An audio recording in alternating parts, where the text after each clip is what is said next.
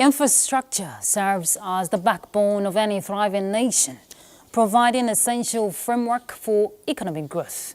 But unfortunately, vandalism on public assets has been on the rise in recent times, as vandals continue to wreak havoc on different infrastructure across the country, not sparing assets like the Second Niger Bridge to railway tracks and even power cables, road railings, street lights, manholes, covers, and other public assets. Vandalism of national infrastructure has become a rampant phenomenon, bringing about huge consequential sabotage across the country. No doubt, the spate of vandalism on public infrastructure poses a devastating effect on the economy and the lives of the people, as these vandals continue to shortchange government's efforts in building a prosperous nation for all. Experts are of the opinion that the Unpatriotic Act is disrupting opportunities for citizens to enjoy the dividends of democracy, and on the other hand, discourages investments in modern infrastructure that a nation like Nigeria needs. Just recently, we saw the viral video on vandalism of manholes cover in the Federal Capital Territory, while other parts of the country are not left out. There are root causes, just as there are consequences. But what are the solutions and recommendations going forward? Tonight, at Weekend File, we will be looking at ways of combating vandalism of public infrastructure. Our guest is Engineer Kashim Ali, former president of Nigerian Society of Engineers and Koren. We'll bring you situation reports from across the country. Thank you very much for joining us. This is Weekend File. I'm Ruth Aguela. First, let's begin with the news.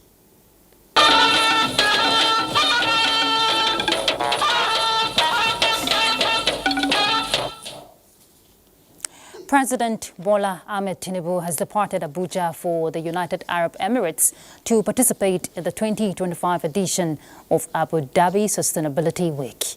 The presidential airplane took off at about 6:30 this Saturday evening. In a statement by the Presidential Advisor on Information and Strategy, Bayo Onanuga, stated that President of the United Arab Emirates, Sheikh Mohammed bin Zayed Al Nahyan, invited President Tinubu to attend the summit scheduled to take place in the Emirate from January 12 to 18. The summit is expected to bring together global leaders to accelerate sustainable development and advance socio-economic progress.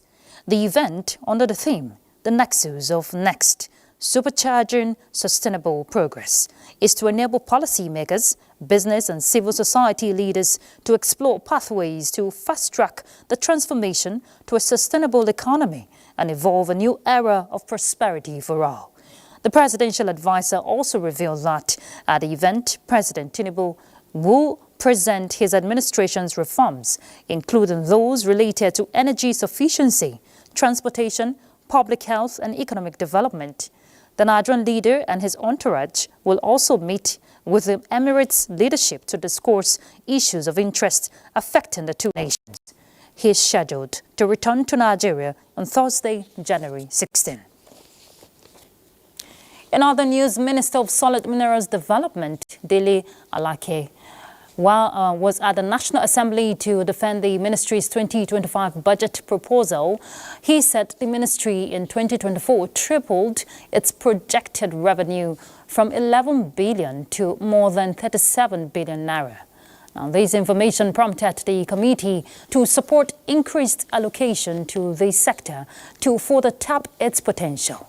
National Assembly correspondent Lami Ali reports. The need to diversify the economy of Nigeria away from fossil fuel. The whole world is transiting from fossil fuel to green energy. And the ingredients of green energy are the minerals and the critical metals that we have. So creating this ministry was to harness the potentials of this sector for the benefit of Nigerians From ocular proofs and visibility of actions from the ministry, we have not been sleeping. No doubt, the vision of the administration of President Bola Tinubu for the solid mineral sector is yielding desired outcomes.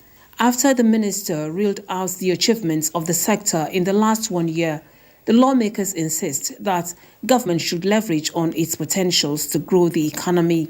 We've all agreed that data is important. How do we drive exploration with 9 billion? The time has come more than ever where you have to start taking bold steps, and those bold steps must start with this sector. At another budget defense session with the Minister of Trade and Investments, Jumoke Oduole, the Joint Committee wants federal governments to channel more efforts to expand trade relations and improve investments to drive job creation. The projection of 2.4 billion is abysmally low. It is very, very low. What you need to do is to look at your revenue lines and see those that you can grow. We'll ensure that the ministry is enabled to play its vital role in facilitating the ease of doing business through enhancing productivity and competitiveness.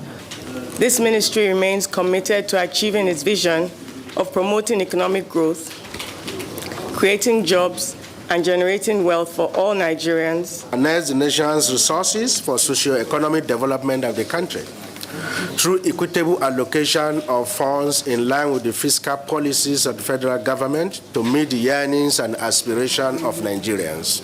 The ministry was, however, asked to submit more documents to the Joint Committee for further scrutiny. From the National Assembly, Ami Ali, NTA News. The federal government and Borno state government have expressed readiness to collaborate and strengthen the livestock sector for the benefit of the country. This was during the official inauguration of Ngaranam Ruga Ranchan settlement in Mafa local government, Borno state, performed by the Minister of Livestock Development, Idi Mukhtar Meha, supported by Governor Babagana Umar Zulum. Mohammed Goni reports.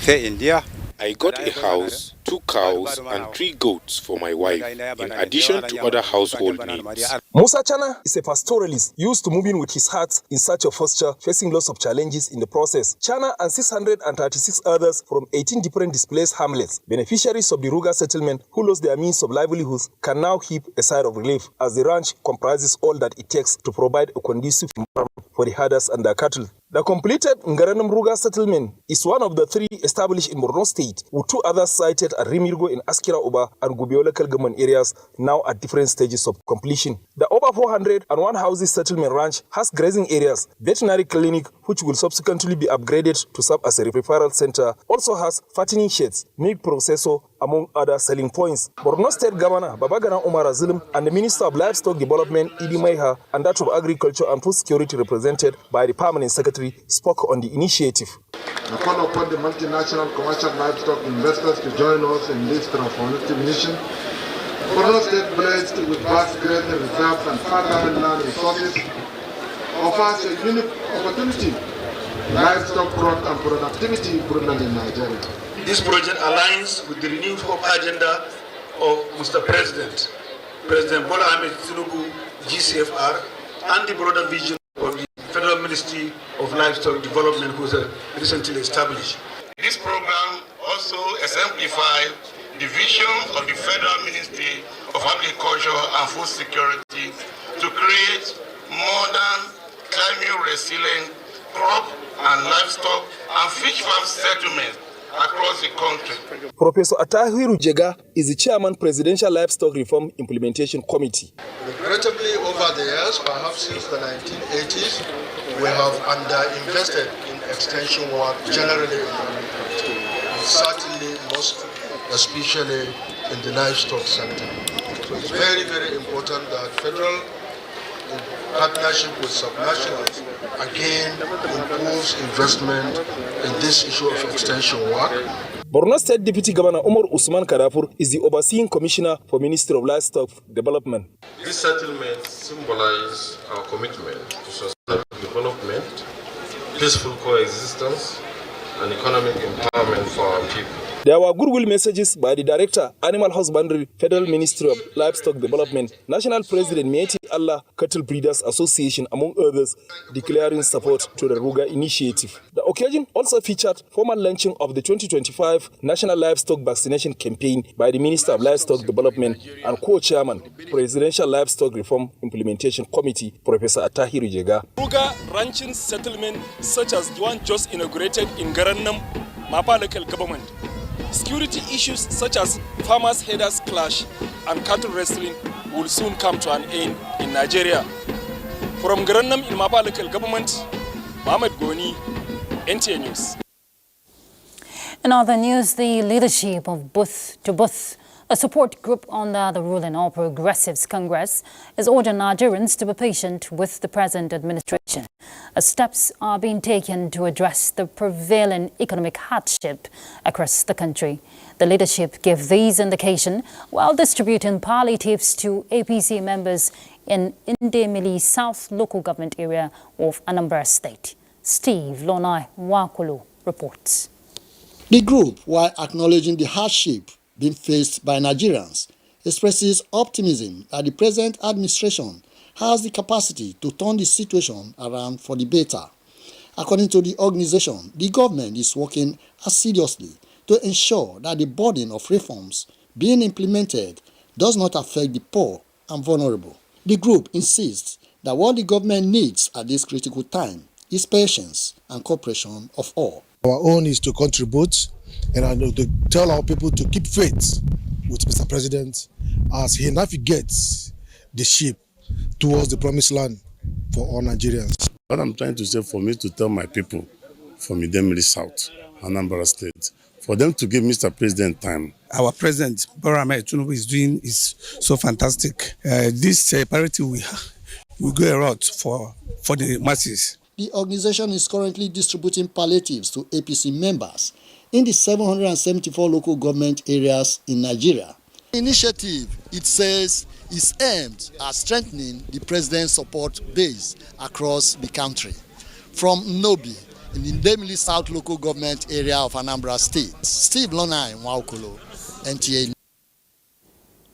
The Federal Republic of Nigeria congratulates Joseph Aoun following his election as President of the Republic of Lebanon.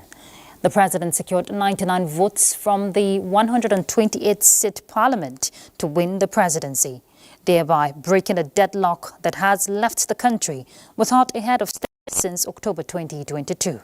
A statement by the Ministry of Foreign Affairs says Nigeria looks forward to further strengthen the historic and strong relationship between both countries for the benefit of the people. The Apex Igbo Socio-Cultural Organization, Ohaneze Ndibo Worldwide, has inaugurated a new executive council to officiate activities of the group, as well as enhance growth and unity in the Southeast region. Chika Ugo reports that Senator John Azuta Mbata from Rivers State emerged president of the group after a peaceful election. The election attracted notable personalities from Igbo land, including Southeast governors and top government officials, with one goal of electing eligible ESCO to pilot the affairs of the group and advocate a prosperous region. In his speech, Governor Peter Mba described unity as a formidable force that fuels peace and progress, hence the need for the Igbos to speak with one voice, irrespective of party affiliation. It is in our collective interest to work together. That goal is not a mere wish, but we must do that through our actions. On behalf of the governors, I want to thank the outgoing executives for their job well done,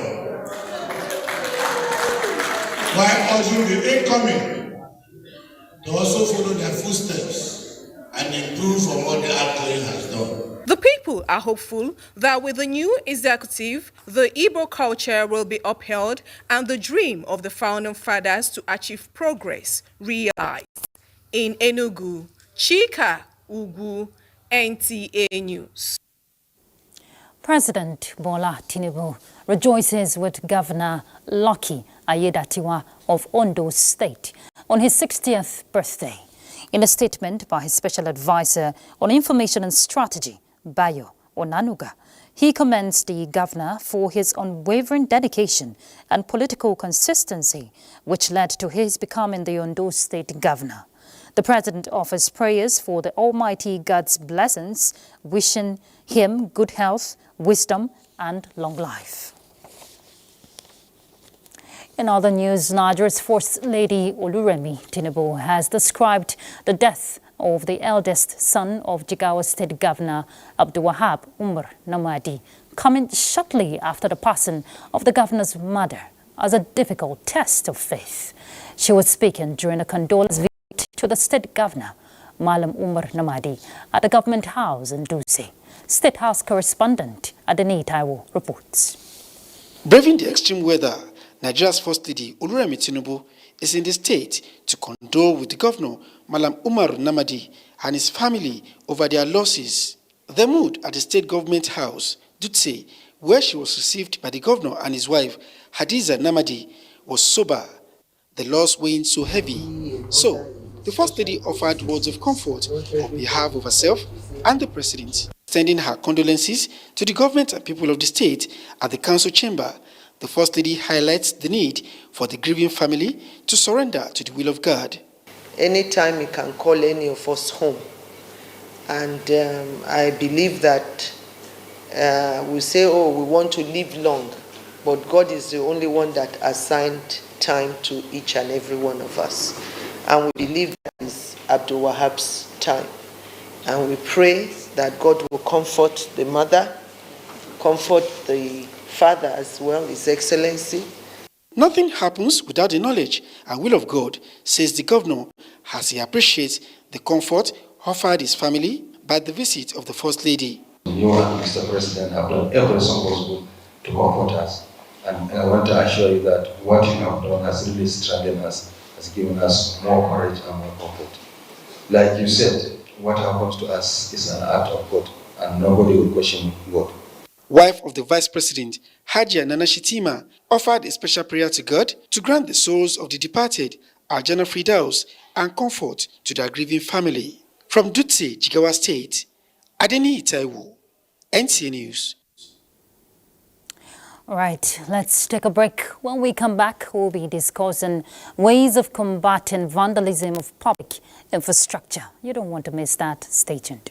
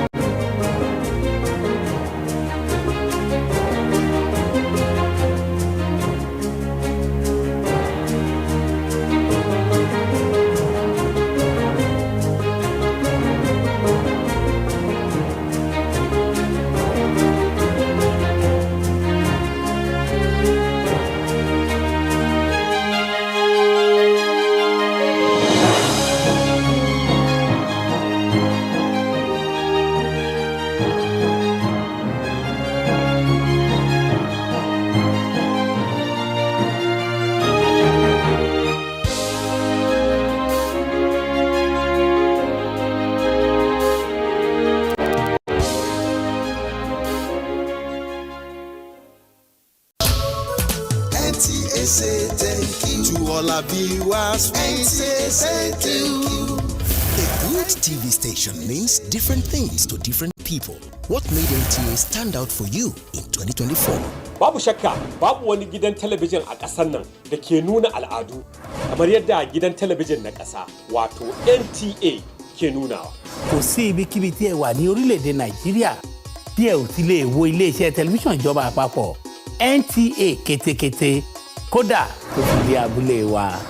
Standard NTA Bacharuru Okopa Okadigun Okoko now NTA Kalisiakale. Strength, information, outstanding performance. NTA got the steez. For decades, we've towered high with sponsors as partners and viewers us as pillars. And as we bid 2024 farewell, we welcome you to a superlative 2025. Because at NTA, you can't beat the rich. Oh, NTA say thank you.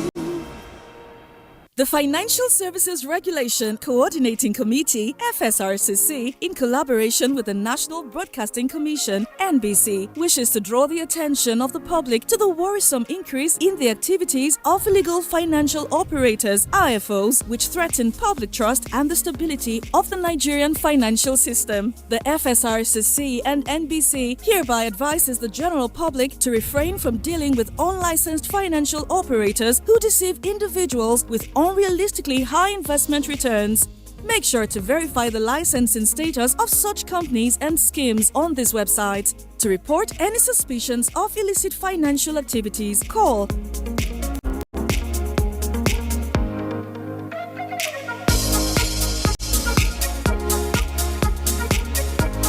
Let's work together to uphold the integrity of Nigeria's financial system.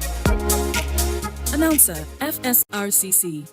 At Home Options, you're welcome to a world of elegance where every corner whispers sophistication. Step into our showroom and indulge your senses with our timeless designs and craftsmanship, from plush sofas to magnificent dining tables that host lifetime celebrations. Our collections, the hallmark of luxury. Create your haven with exclusive bedroom selections and turn your sanctuary into a realm of refined tranquility. When it comes to bathroom solutions, our stylish fixtures, lavish tubs and showers are crafted for your well-being, transforming your daily routine into a ritual of indulgence. At Home Options, we provide lifestyle solutions. So, visit our showrooms in Lagos and Port Harcourt because your space deserves to mirror your impeccable taste. Home Options. Live well. It's time to honor the bravery and sacrifice of the Nigerian Armed Forces. Join us at the 2025 Armed Forces Remembrance Day. His Excellency Bola Ahmed Tinubu, GCFR, President and Commander-in-Chief of the Armed Forces, Federal Republic of Nigeria, and Grand Patron of the Nigerian Legion, invites you to a series of events as we mark the 2025 Armed Forces Remembrance Day celebration. In preparation for the main event, interdenominational church service will be held at the National Christian Center, Abuja, on Sunday, January 12, 2025 at 2 p.m. The main event, wreath-laying ceremony, will take place on Wednesday, January 15, 2025 at 8:30 a.m. at the National Arcade, Abuja. Let us come together to celebrate our compatriots who have made the ultimate sacrifice for our nation. Some bled, some were maimed, others paid the supreme price to serve our sovereign motherland. Armed Forces Remembrance Day 2025, appreciating the Nigerian Armed Forces.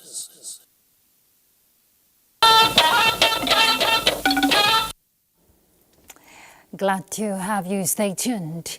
And before we delve into the conversation, talking about combating vandalism of public infrastructure, here's a situation report. Well, it's a phenomenon that keeps crushing the building block of our national economy, leaving millions of citizens in precarious situations. Vandalism is becoming even bolder, creeping into big cities.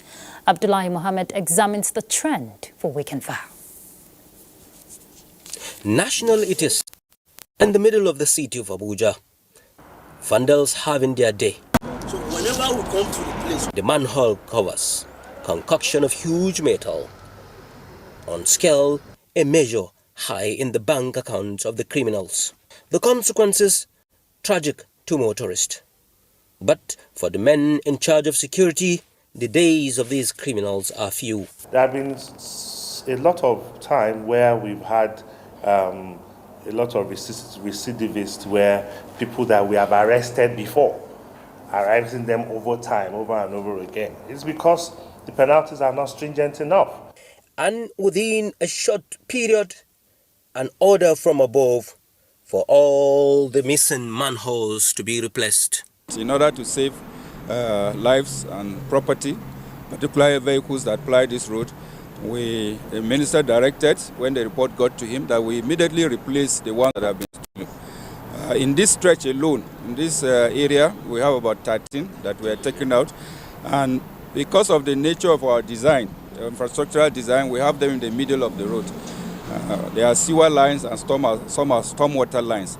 They are load bearing because they take the vehicular load, so they are specially made for that purpose. And so replacing them, it takes time, it takes quite a deal of effort. The installation of CCTV cameras in big cities across the world has helped reduce the incidences of crime, including vandalism. If you come across a CCTV camera in the city of Abuja, the probability that that camera is non-functional is on the high side. The cameras are the most reliable means of tackling crimes in cities across the world. And it's high time Abuja and other cities across Nigeria gets their cameras up and running. Abdullah Mohammed, NTA News. Well, swift prosecution and administration of stiffer penalties for perpetrators who vandalize national infrastructure, experts say, will go a long way in stemming the criminal act. Well, that's what our reporter Bolaji Akim sampled from some stakeholders. Let's see that. The rising cases of vandalization of public infrastructure is a social and economic menace that needs to be tackled. There is no sector of the country that its infrastructure has not been intentionally damaged by vandals. The benefit at the essence of providing this public infrastructure is to aid economic growth. And when they are not there, it creates a big setback across boards. You can imagine government providing aid facility and people go ahead to cut away with the drugs, destroy the hospital. In Lagos, southwest Nigeria, the situation is not different. Some of the infrastructural amenities provided by the government for the benefits of the citizens are not spared by the same group of people termed vandals. People have to see this infrastructure as their own. You know, instead they think it's government's own, and then they could vandalize it. Anybody who dedicates or yields or submits self to the act of vandalization is also signing self on to the possibility of spending a major lifetime in the prison. On its part, Nigeria Security and Civil Defense Corps NSCDC, Lagos State Command, says the synergy between security agencies in the state is yielding the needed results. Critical national assets and infrastructure is so large.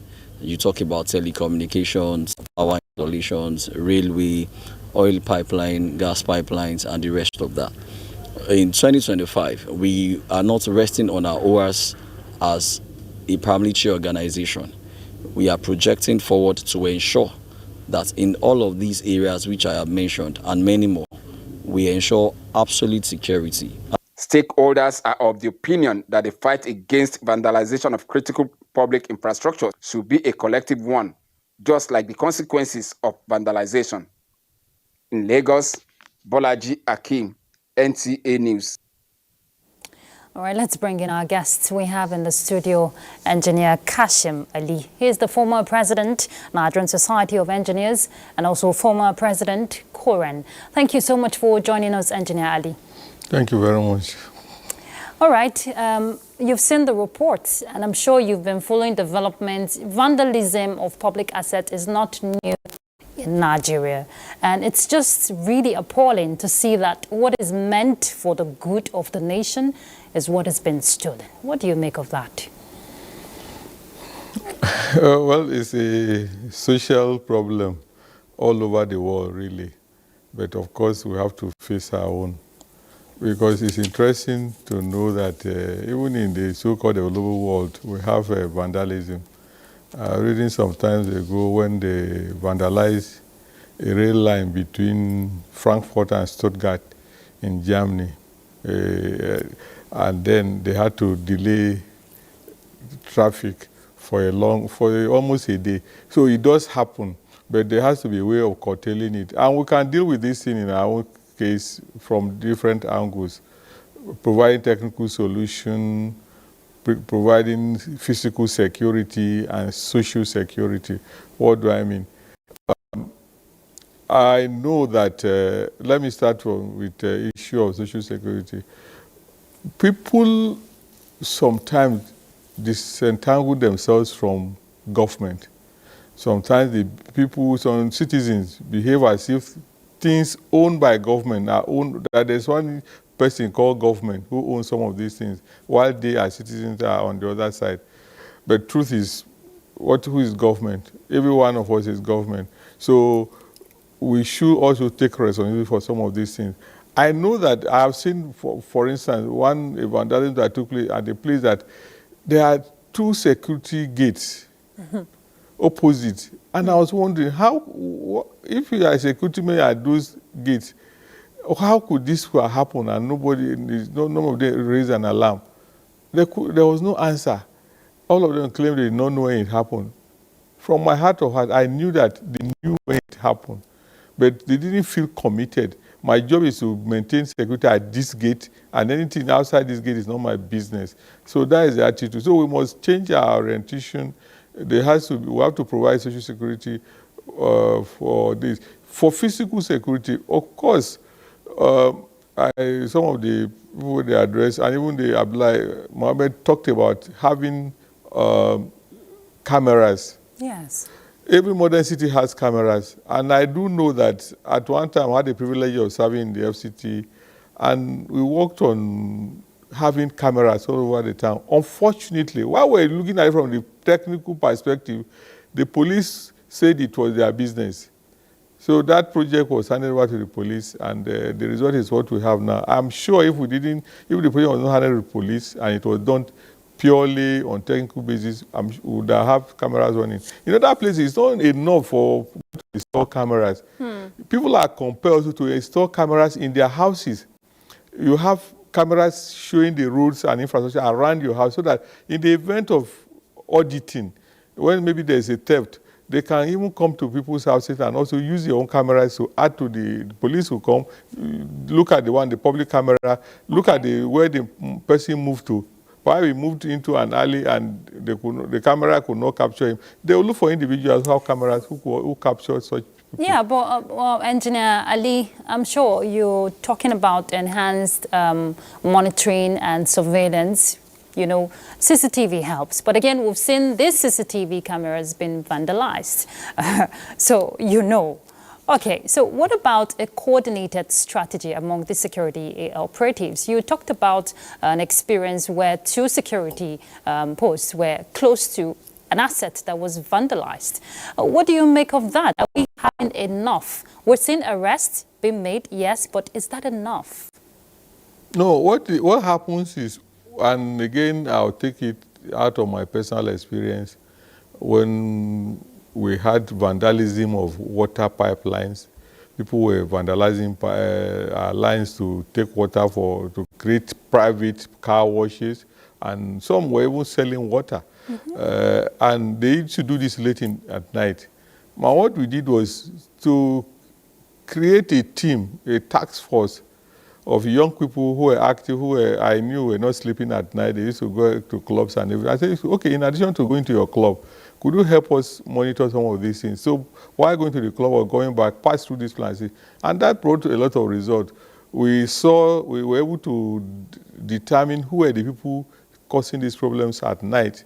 And it included a lot of some military people and police. And we had to, all got set and punished, and that stopped the vandalism. So point here is, even the security agencies have to be motivated. Truth is, why some of them refuse to act when they see these things, because they're already having their challenges and they just don't want to add anything onto it. But if there's an arrangement where government say, okay, look, let's have police, military, create a team that will be responsible for monitoring and decisively dealing with issues like this, it will happen. It's not a rocket science, because the truth is, these things are taken, especially the manhole covers that are taken.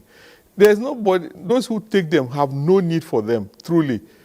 There are people who are waiting at the other end to buy them from them and use them for whatever they want to use them for. So if you have the security tasked with monitoring and implementing the decision to arrest all those people.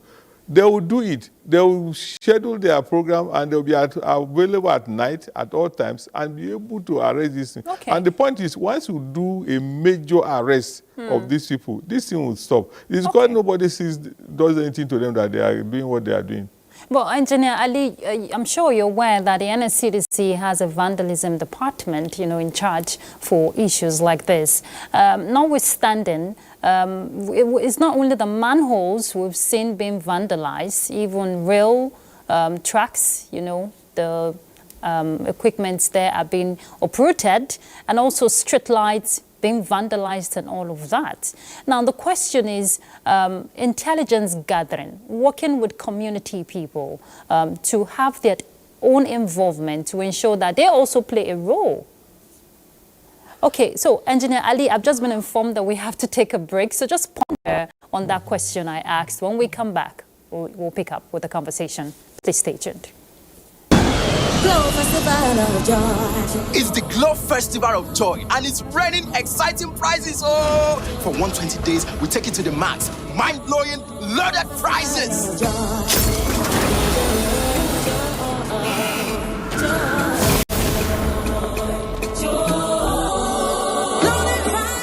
Take John, winning a tear rubber Toyota Prado by recharging up to 100,000 naira. And Sister T winning a Cha-Cha Kia Picanto by recharging up to 50,000 naira. From the sky coming to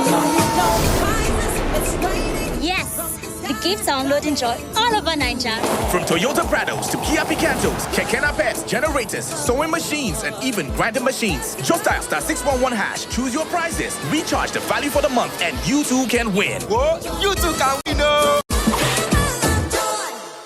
My morning ritual starts here, surrounded by Life-Made furniture. From my wardrobe to my bed, Life-Made Furniture's whole house customization designs every piece to perfection. I love that in Lagos, Port Harcourt, Abuja, Ibadan, and Kano, there's Life-Made Furniture. For a whole house customization and furniture projects, call 081 2000 6000 or visit elifemade.com. Life-Made, your life made forever.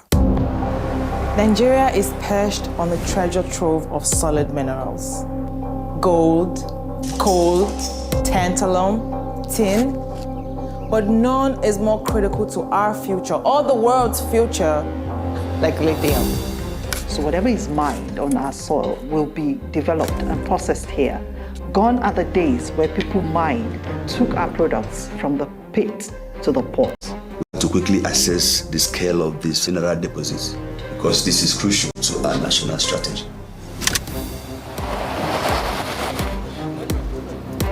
Bring down. Move. So they are still here, somewhere around in the house. If they are still here, Tambo, then fucking find them before she gets to anyone.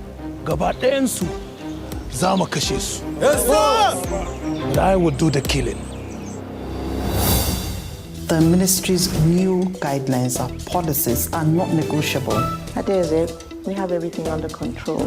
The numbers do not match up with what's being reported. When I say that you're overreacting, you're overreacting. Mother, I need to know the truth. What did she do to you? Oh, forget about that. Boys! Stand down, Sambo! Stand down! Let's talk about illegal mining operations. What is our strategy? Aisha, you have made for yourself powerful enemies. Go in there, grab your weapons, and move out. Go! Control our futures and our destiny.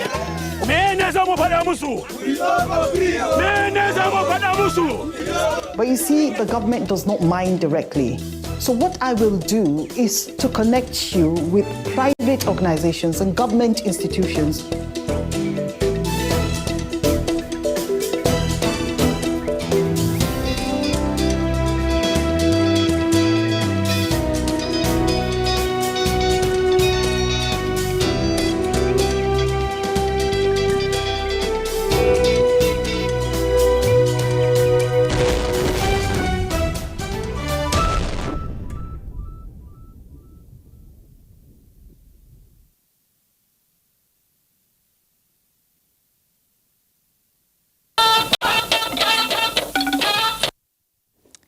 right, good to have you back. Before Engineer Ali picks up with his response, we want to show you what's happening in Benin. The alarming disappearance of manhole covers in major roads in the city is posing serious threats to motorists and other road users. Let's see that. Removal of manhole covers, which has been on the rise across the nation, is also a menace in Benin City, where a lot of manhole covers are vanishing. I think it's not really proper. I don't know who is really doing it, or whether people are the ones sponsoring it. I don't really know. But I think it's unhealthy because it's causing dangers to human health. If it rains now, you're even going to be a big problem. Not be only here. If you go different junctions, the same thing. If you go second now, the same thing. If you go Aduawa, the same thing. If you go permission, the same thing. Most places are Benin, so that they remove them. So to me, it's very bad. People still fall inside. You understand? There's a car that even break down. That was there yesterday. It spoiled the marker badly. The question on everyone's lips is, who are the perpetrators of this criminal act? While others are pointing accusing fingers at scrap collectors, others are calling on the state government to put an end to this and make the road safe again. We don't know who is responsible because when we all close for job, our work, we go home. Maybe now some of those ones they push all those trucks. Most of the night they mostly carry these things come out. Now the insecurity, when no day well, if vigilante day to monitor all these things all night, because at night I believe most of these people they come and come to uproot these things, not be daytime. Efforts to know the stance of the State Ministry of Works over the alarming removal of manhole covers didn't yield results. In Benin, Victor Odwala, NTA News. All right, Engineer Kashim, I'm sure you're ready to respond to what I asked before we took the break, talking about improved intelligence gathering, involving communities to take responsibility to protect these assets. Yes, community can take responsibility if they are mobilized. But even the security agencies, it's not like the ones in the cities, for instance. It's not something that's outside their control. But what happens, you could have a department of vandalism in NCDC. Yeah. It may not be funded. You may not have vehicles. You may not have cameras, because if you have to arrest people and prosecute them, often you need cameras to take pictures of them so that you can prove that indeed you caught them in action. All those things, they may not have. They may not have even funding for their vehicles, for fueling and everything. So if logistic support is provided to them, I can assure you that this will be dealt with. And I see this as a syndicate. I think all this collection, they are going to either one location or some locations that are linked together. Some people are using these metals that are stolen for something else. And because of that, they are paying people, engaging people who have of low esteem to do this job for them. Normally, you talked about the camera also, the cameras being vandalized. Of course, thieves normally don't like to be seen. Thieves don't like cameras, they don't like light. So if you don't have, on the street, for instance, if you don't have electricity also, it creates a problem. So if you look at, there's a careful study of what has happened in Abuja, let me use Abuja as a case study, you see that the places that have done, on days that have done this thing, there was no electricity. Okay. Or if there was electricity, the street lamps were not working. And there are quite a number of street lamps that are not working in Abuja right now. You see on a street, maybe there are about 100 street lamps, and maybe 25 of them are not working. The gaps in between, there has to be readiness of the authority to light up all the streets. Whenever the street lamps are off, they should be lighted up. And people should be also, the officials should be responsive, and they should have the resources for doing that. Yeah. Once that is there, those are the first thing they need to do. That's what I was going to at that time when I was talking about compartmentalizing the issue, how to deal with them. Okay, but as an engineer, would you say there are alternative materials that could be used, something more resilient and sustainable that would not be easy for these vandals to uproot, not just for manholes now or the infrastructure? The truth is, for everything, there are alternatives, but you have to do a cost-benefit analysis of what you want to do as an engineer, for instance. If the cost economy is not good, you won't engage in it. Of course, they can make composite materials that could be used. I think there's something that FCDA engineers are doing now. They have done some research in collaboration with some people to make some composite material that when you burn them, they turn to ashes. So that when you steal these manhole covers, they will become useless to you. In good time, those who are taking them will realize that they have no value to them and they could stop. But the truth is, must we always design things to, cater for the excessive behavior of some individuals? Why can't we just, how many of them? Why should we always spend so much money doing research, doing things just to make life, why not just engage in doing things that will make life comfortable for the majority? Why are we doing everything different to make life uncomfortable for the diligent, dissident? Even in transformers, the transformers these days, a lot of them are modular and they are put at street intersections and they look beautiful. They contribute beauty to the road architecture. Some people decided to go and open these computers and to steal some parts of it. For that, now we have heavy concrete at the doors of the what did I call? Not computers, I'm talking about transformers. So you have heavy concrete now being put at the doors of the transformers. In the event of any problem, for any small problem to be solved on your transformer, they have to bring a crane to move such concrete before they can. That's why sometimes these people have complaints. They say, oh, their light has tripped up. To just reconnect, a crane is needed. And when they cannot get the crane, the problem will persist for a long time. So I think it's just, we just have to get serious. And believe you me, I don't think we need to go to doing all this for this. Equip NCDNC, give them logistics support. Give them a target that from now till the next 2 months, we don't want any vandalism. I'm sure they can do that. Engineer Ali, while that will be in place, we're hoping, what about campaign? When you were talking about why won't people just, adhere and just allow the things that are meant for the good of the people, I was just thinking in my head, I wish these vandals would adhere to your plea. But again, citizens' reorientation, the campaign has to be intensified. Don't you think so? Yeah, no, the campaign must be there. That's why that's the social security point of view.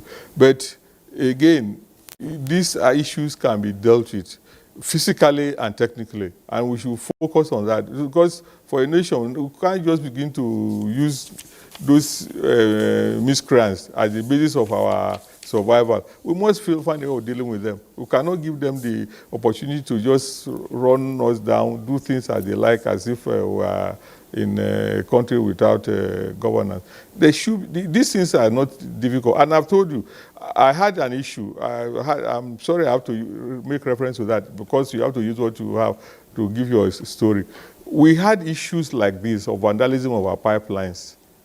And we said, I said, I'm not going to give in to these people. I'm not going to even negotiate with them. We'll go after them. And we used it. We used the LCDC that time. And we used our young people who were clubbing. Let's do it. All of us, we had a communication system. Just call me. My phone was open 24 hours. Just call me. Even 12 midnight, 2 a.m., you call. We'll go. All of us will go there and deal with it. We dealt with it. People stopped tampering with our line. The water hydrants were always destroyed because people were taking water. And some people, important people, even people with commission, were decommissioned on the basis of the water hydrant destruction. We found that the people who were doing it, some of them were doing it purely for money. So you can imagine an officer will go and stay at the fire hydrant, and people will come there at night, at a particular time at night, to come and load water. Then it was every tanker load was 10,000, and it could load as much as 20 at night. So what I'm saying is, criminals are criminals. Let's not succumb to them. Let's not do things because we want to see how we can prevent them to do it. Let's deal with them. All right. Let's deal with them. And we have the capacity to do them, both technically and physically. Indeed, we will not be at their mercy, and it requires a collective approach. We all have a role to play. Thank you so much, Engineer Kashim Ali. He's the former president of Nigerian Society of Engineers and also former President Koren. Thank you for your time on Weekend File. Thank you. All right, let's take a break. We'll be back. Stay tuned. On behalf of the Southeast Governors Forum, I extend our warmest felicitations and congratulations to you on your election as the President General of the Ohanaeze Ndigbo Worldwide. Your victory is a clear indication of your track record of dedication and unwavering commitment to the cause of Ndigbo. The Southeast Governors are highly optimistic that you will bring your wealth of experience to bear in navigating the affairs of Ndigbo to great heights. As you embark on this noble and historic journey, we extend our sincere wishes that your tenure will be fruitful and truly impactful. Kindly accept our heartfelt congratulations and best wishes as we urge you to hit the ground running. Congratulations! Senator Hope Uzodinma CON, Governor of Imo State and Chairman Southeast Governors Forum.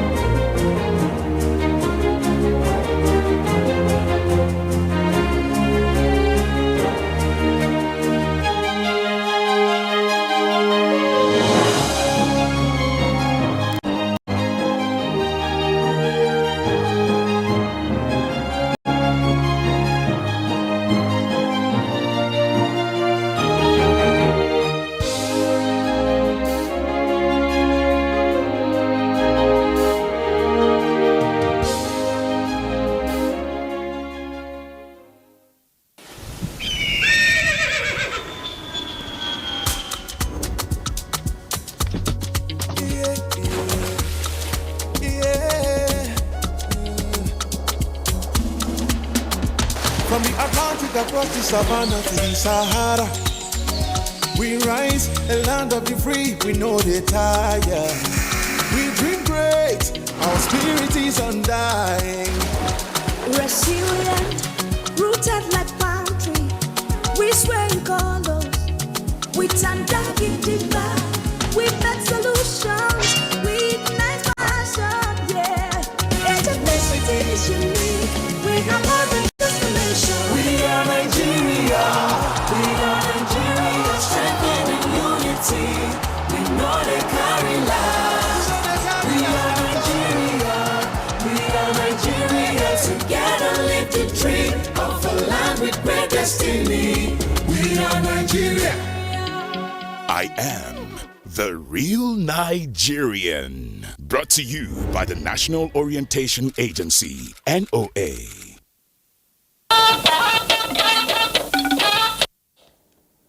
Thank you for staying tuned. News from the global scene says the largest of the region wildfires that have devastated parts of Los Angeles this week was reported to have shifted direction this Saturday, triggering more evacuation orders and posing a new challenge to exhausted firefighters. Justin Bem Unyi will tell us more. 6 simultaneous blazes that have ripped across Los Angeles County neighborhoods since Tuesday have killed at least 11 people and damaged or destroyed 10,000 structures. The toll is expected to mount when firefighters are able to conduct house-to-house searches. The fierce Santa Ana winds that fanned the infernos eased on Friday night, but the Palisades fire on the city's western edge was heading in a new direction, prompting another evacuation order as it edged towards the Brentwood neighborhood and the San Fernando Valley foothills, the Los Angeles Times reported. The fire, the most destructive in the history of Los Angeles, has razed whole neighborhoods to the ground, leaving just the smoldering ruins of what had been people's homes and possessions. In other news, the foreign ministers of Egypt, Somalia and Eritrea say the security of the Red Sea is limited only to the countries bordering the coast, in a veiled reference to landlocked Ethiopia. In a joint press conference in Cairo, Egyptian Foreign Minister Badr Abdelati read out a joint statement from him, his Somalian counterpart Ahmed Mualim Feki, and Eritrea's Foreign Minister Osman Saleh. Somalia's president is set to visit Ethiopia as the two countries look to build on a recent peace deal that aims to diffuse mounting tensions in the Horn of Africa. Landlocked Ethiopia's desire for access to the sea has deepened long-standing grievances with its neighbors in the volatile region. Justin Bemunyi, NTA News. All right, sports update is next, and Ayo Deji Makinde is already standing by. Ayo, what's the latest from the world of sport? Quite a handful, Ruth, but let's begin with table tennis, where Aruna Quadri's hopes of starting 2025 with a trophy were halted in the quarterfinal of the WTT Doha contender. The 36-year-old who beat Britain's Liam Pritchard was eliminated in the semi-finals by Japan's Tomokazu Harimoto in straight sets of 11-9, 11-3 and 11-5. Let's go on to football and tell you that all is now set for the Group D encounter between Egyptian side Al Masry and Eyimba of Abba in the CAF Confederation Cup at the Godswill Akpabio International Stadium in Uyo on Sunday. The management of the People's Elephants discarded claims of maltreatment by the Egyptian side since arriving in Nigeria, stating that they have been accorded warm reception than what was encountered in the reverse fixture. Eyimba lost the first leg 2-0 and have since bolstered the attack line with the signing of experienced forward Brown Ideye. Away from Nigeria, Scotsman David Moyes has described his reappointment as Everton manager as a homecoming after he left the club for Manchester United in the summer of 2013. The Toffees confirmed the return of the 61-year-old following the sack of Sean Dyche. The ex-Burnley boss was relieved of his duties earlier this week after a 2-year stay with the Liverpool-based club. Moyes rejoins Everton with the club in the 16th position in the English Premier League. Away from football, Madison Keys fought through a leg injury to beat Jessica Pegula 6-3, 4-6, 6-1 in an All-American Adelaide International final, continuing a good form heading into the Australian Open, which serves off on Sunday. Keys, who also won the Adelaide title in 2022 and made the quarterfinals in Auckland last week, sent down 10 aces and fired off 26 winners as she took an hour and 43 minutes to beat the world number 7 Pegula. The title was also the 9th of Keys' career and set her up perfectly for a first-round meeting with American Lee Nard Melbourne and Lee at the Melbourne Park on Tuesday. Let's also tell you that Gael Monfils made history by becoming the oldest winner of an ATP Tour singles title with victory at the ASB Classic in Auckland. Monfils beat Belgium's Zizou Berg 6-3, 6-4 in the final to claim his 13th tour-level title. At 38 years and 4 months old, Monfils has become the oldest singles champion since the ATP Tour was formed in 1990. And that's sports. It's back to Ruth. Thank you so much, Ayo. And it's time to go home, right? All right. And that's Weekend File. From all of us, it's good night. I'm Ruth Aguilera. Bye.